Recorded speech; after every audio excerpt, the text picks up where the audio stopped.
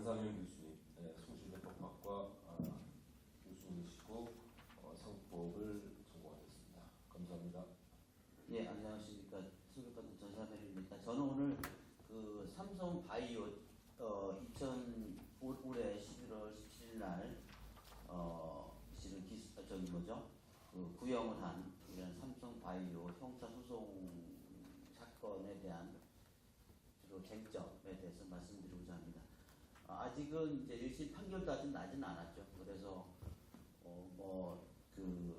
정확하게 지금 언론에 보도된 내용만 가지고 제가 얘기할 수밖에 없고, 또 이것이 제가 이게 교수가 판결에 영향을 미칠 수 있는 가능성이 없기 때문에 저는 언론에 나와 있는 내용들 중심으로 해서 사건의 쟁점을 한번 보고자 합니다.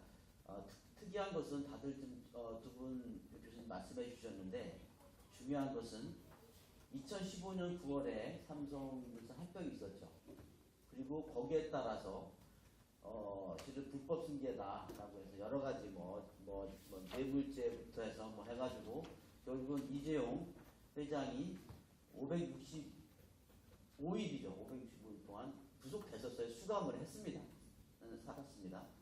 그런데 이제 그 사건 이외에 또 나중에 2016년 11월에 삼성바이오로직스에 대해서 실은 그 2015년 한 것에 대한 소위 말하는 그 불법 승계라고 하는 것을 덮기 위해서, 정당화시키기 위해서 또 분식을 했다라고 해서 또 지금 소송을 재개 사건. 이 소송은 지금 2016년에 일어난 일인데 2000년 9월 1일 날, 그것도 한 3년 넘게 지난 다음에 이 검찰이 이제 불구속 기소했죠. 그리고 또 그 이후에 3년 한 6개월 지난 다음에 이제 처음 이제 구형을 한 거예요.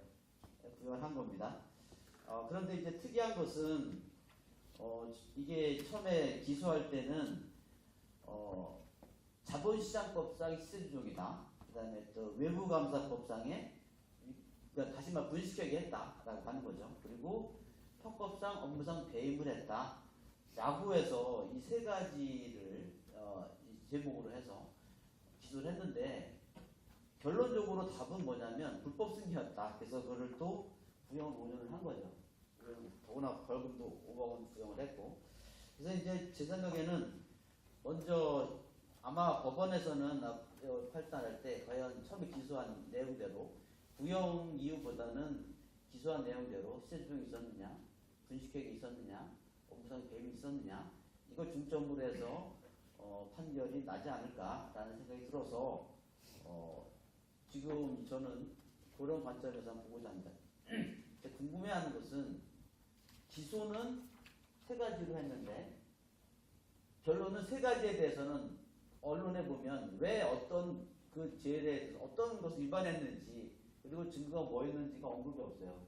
언급이 없고 불법 승계에 대한 것만 언급이 되면서 처음 구형을 해서, 아무리 봐도 저는 상법 교수인데 법을 아무래도 이해가 안 되는 거죠. 그래서 이해가 안 되기 때문에 한번 제가 검토해 보고자 하는 겁니다. 일단은 시세조종 문제, 시세조종이라고 하는 것은 자본시장법을 규정하고 있죠. 116조에서. 이것은 계속 타인이 그릇된 판단을 해서 실은 매수를 유인한 목적이 있어야 되는 거죠. 그래서 이게 뭐냐면 사전에 공모를 해가지고 계속 주식을 사고 팔고 막 계속해서 해야 된다는 얘기입니다. 그런데 이재용 회장이 과연 삼성바이오로직스나 이런 주식들을 계속해서 주가를 높이고 낮추기 위해서 계속 했는가라고 하는 거, 이런 부분에 대한 증거가 되게 확보하기가 어려울 것 같아요. 그걸 또 지시했다든가.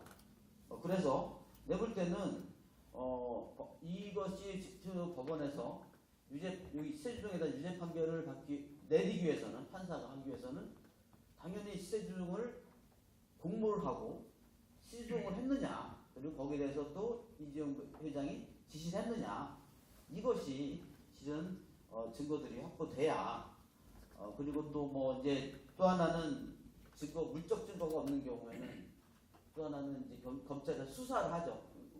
우리나라는 이제 지금은 요 최근에 보니까 자꾸 법원에서는 공판 중심주의가 돼야 된다는 얘기를 하긴 합니다. 하지만 여전히 검찰에서 수사 중에 언급한 내용에 대해서 이거를 증거로 인정할 거냐에 대해서는 판사가 결정하기 나름인 것 같아요. 그래서 지금 수사 때 나온 그러한 진술들이 과연 진술들을 설령 있다 하더라도 실제 했다 라는 진술이 있다 하더라도 실은 법원에서 판사가 그를 증거로 체크할지 이것도 실은 관건이죠. 근데 내 생각에는 아니 누가 시세 좀 안 했는데 누군가가 했다고 진술했을 확률은 또 낮다는 거죠. 그래서 내가 볼 때는 시세 좀 가지고 유죄 판결 내기 되게 어려울 것이다 라는 게 제 추정입니다. 그리고 이제 외부감사법 위반이 다시 분식회계인 거죠. 분식회계입니다. 이제 이게 삼성 바이오로직스 2016년에 실은 11월달에 상장을 했거든요. 상장을 했습니다. 그런데 문제는 여러분들 우리나라가 이제 그 전에는 갭이라고 하는 회계 기준을 썼었죠. 갭은 미국에서 쓰는 거죠. 이것은 그 회사 기업별로 하는 거죠. 기업별로 하는 겁니다. 그런데 이제 뭐 엔론 사태부터 해서 우리나라는 제일 먼저 2009년도부터 2011년에는 이주호 인한테 상장회사한테 부채회계 연결된 문제표를 구성하는 이런 유럽에서 쓰는 IFRS에 따른 회계 기준을 따르도록 요구했고, 그리고 2013년도에 상장회사의 경우에도 상장을 하는 경우에 이 IFRS를 쓰도록 한 거죠. 근데 문제는 이 삼바는 2011년에 설립을 했어요. 그리고 2016년 11월에 상장을 했습니다. 그러니까 그 전까지는 IFRS 적용 대상이 아니었어요. 그런데 상장하다 보니까 결국은 그 전에 갭을 쓰던 것을 IFRS를 써야 되는 거죠. 근데 아시겠지만 IFRS 같은 경우에는 연결점에서 보니까 갭을 쓸 때처럼 회계 항목이 정확하게 나와 있지 않습니다. 그래서 그런 것들은 일단은 기업이 알아서 하고, 그 다음에 그것이 적정했는지를 기업 회계법인한테 물어보라는 거죠. 세계 회계법인한테 물어봤고 여기 따라서 했다는 거죠. 그런데 검찰은 증선이라고 하는 것은 금융위원회 산하 기구죠. 그런데 이것은 이 자본시장에서 불공정 거래 행위를 조사하는 기관이죠. 뭐 공정위 같은 거죠.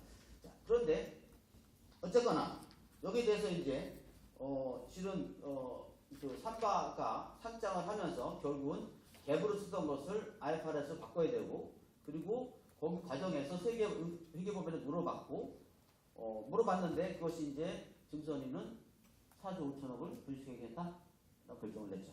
자, 근데 문제는 뭐냐면 그러면 증선이가 왜 분식을 했냐라고 하는 거죠. 그래서 IFRS 적용해서 이건 아니고, 다시 말하면 에피스, 우리가 말하면 자회사죠. 자회사가 자회사라기보다는 삼성 바이오로직스의 우리가 말하는 합작법인이거든요. 합작법인은 에피스, 삼성 에피스라고 하는 이 회사의 실은 결산 내용들, 회계장부 내용들을 삼성 바이오로직스에다가 이렇게 편입하는 과정에서 알파를 통해서 한 과정에서 이게 좀 문제가 있었냐면 뭐가 있냐면, 에피스라고 하는 회사가 실은 벤처 회사거든요. 이게 처음에 이제 바이오젠이라고 하는 회사와 합작법인을 만들었죠. 그런데 이 에피스가 나중에 이게 팡 터질지 아니면 망할지 잘 모르잖아요. 그래서 바이오젠은 처음에 할 때 자기네는 15%만 투자하겠다. 나중에 잘 되면 자기네가 52% 하겠다. 이렇게 된 거예요.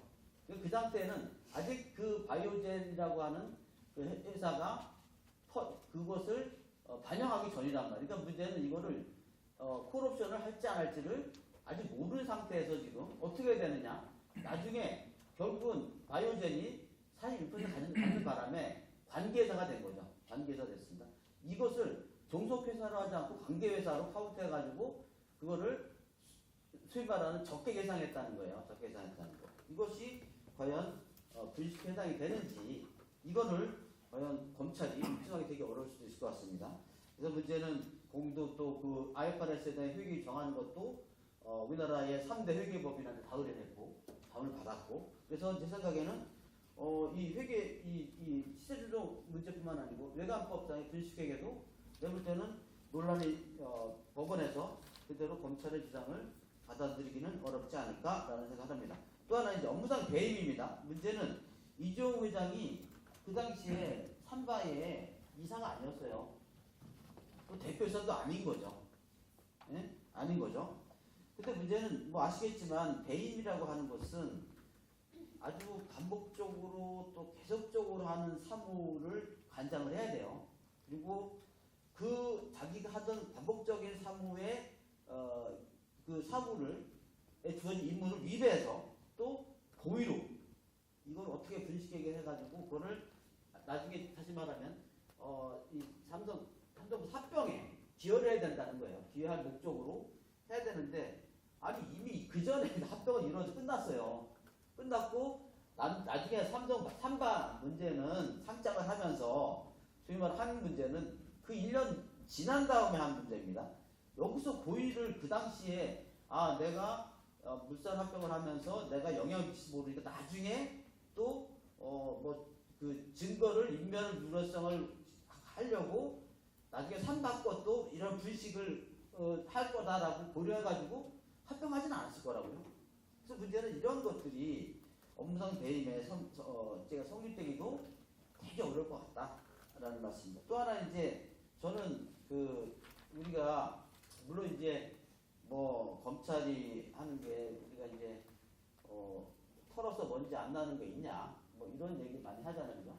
그래서 자꾸 이제 삼성에서는 한번 기소했다가 그 기소 목적에 제목 해당이 안 되면 자꾸 이제 별건 수사를 하는 거죠. 또 다른 거 하고 또 뒤지고 또 뒤지고 뭐 이런 것들. 그래서 우리가 이제 이 별건 수사에 대해서 과연 우리가 법원에서 이 별건 수사를 인정해야 되느냐에 대한 문제. 이 문제는 결국 인권의 문제거든요.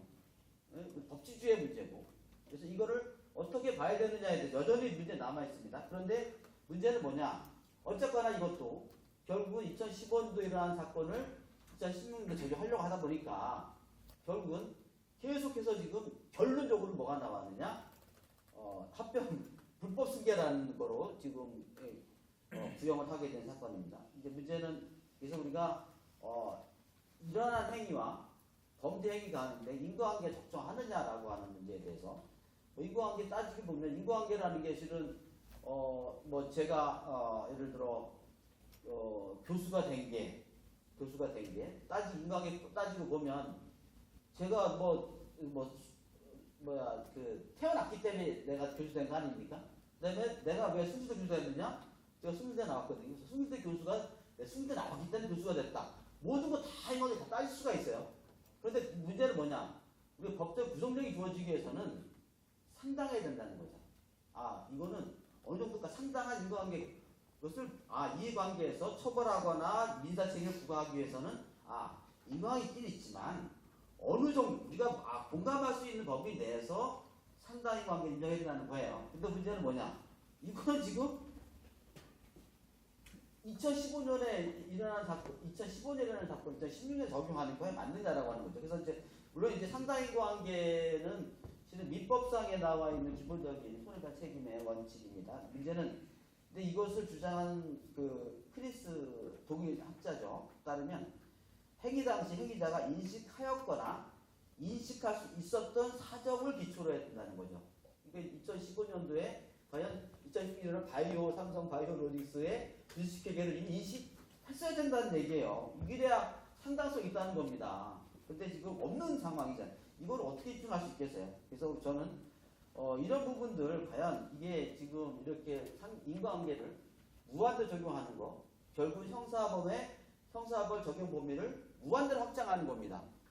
이것은 우리가 말하면 제형법정주의, 법치주의, 특히 제형법정주의마다 명확성 원칙에 위반되는 위헌의 누지가 크고 계속 이것이 반복되게 되면 이번 사건뿐만 아니라 앞으로도 계속해서 우리 인권이라고 하는 거, 국가의 제형법정주의라고 하는 원칙, 법치주의라고 하는 거 이게 흔들릴 수밖에 없어요. 이게 뭐예요? 전체주의로 가는 이러한 과정일 수도 있습니다. 그래서 여기 대해서는 법원에서 명백한 여기에 대한 인식이 필요하다고 봅니다. 결국 이제 이 2016년, 2020년에 제기된 삼성 바이오로직스 사건에 대한 이 분식회계, 결국 분식회계죠. 이것을 합병과 연결시키는 과정에서 이것은 이제 위법성 따지는 부분 검찰은 갭에서 IFRS 바뀌는 과정에서 실은 삼성이 관계회사를 할 거냐 종속회사를 할 거냐 이 부분을 바꾼 거죠. 이것은 삼성이 일방적으로 한 게 아니고 회계법인의 세계 3대 회계법인의 자문을 받아서 한 것이기 때문에 우리가 IFRS의 기준을 보면 이것은 정당했던 거죠. 이제 문제는 여기에 대해서 과연 우리 법원에서 어떤 결정을 할 것인가에 대한 결정이 수가 제공이 되는